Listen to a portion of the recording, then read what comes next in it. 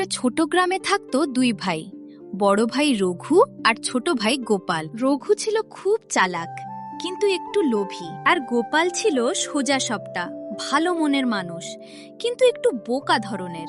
তাদের বাবা মারা যাওয়ার আগে অনেক জমি জমা, গরু, টাকা পয়সা রেখে গিয়েছিল, কিন্তু মারা যাওয়ার সময় বলেছিল, তোমরা দুজন সমান ভাগ করে নেবে, কেউ যেন কাউকে ঠকিও না। কিন্তু বাবার কথা কি আর রঘু মানে? বাবা মারা যাওয়ার পর রঘু বলল, দেখ গোপাল, জমি আমরা ভাগ করে নিই, কিন্তু একটা বুদ্ধি আছে, আমরা এমন ভাগ করব যাতে দুজনেই লাভে থাকি। গোপাল বলল, দাদা, তুমি যেমন বলো আমি তেমনই করব। রঘু চালাকি করে বলল, জমির ওপরের অংশ ফসল তুমি নেবে, আর নিচের অংশ মাটি আমি নেব। গোপাল ভাবল, দাদা কত ভালো, আমাকে ফসলটাই দিয়ে দিচ্ছে। তাই সে রাজি হয়ে গেল। রঘু চুপচাপ জমিতে আলু লাগালো। ফসল যখন বড় হলো, গোপাল তো শুধু গাছের উপরের অংশ পেল, পাতা আর ডাল, আর আলুগুলো সব ছিল মাটির নিচে, যা রঘুর ভাগে গেল। গোপাল কেঁদে বলল, দাদা তুমি তো আমাকে ঠকালে।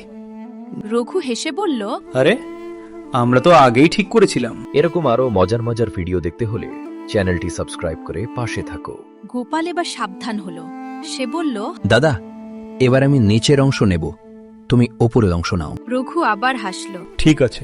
এইবার রঘু জমিতে ধান লাগালো। ধান তো মাটির উপরেই হয়, ফলে গোপাল পেল শুধু শিকড় আর মাটি, আর রঘু পেল সব ধান। এবার গরু ভাগ করার পালা এলো।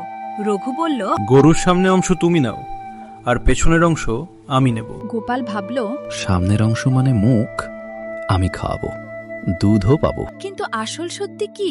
গোপাল গরুকে খাওয়াতো, যত্ন করত, আর রঘু এসে শুধু দুধ নিয়ে যেত। এভাবে বারবার ঠকতে ঠকতে গোপাল খুব দুঃখী হয়ে পড়ল।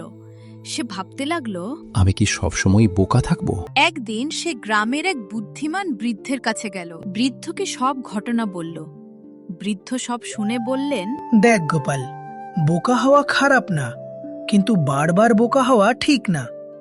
এবার তুমি একটু বুদ্ধি খাটাও। গোপাল জিজ্ঞেস করল, আমি কি করব?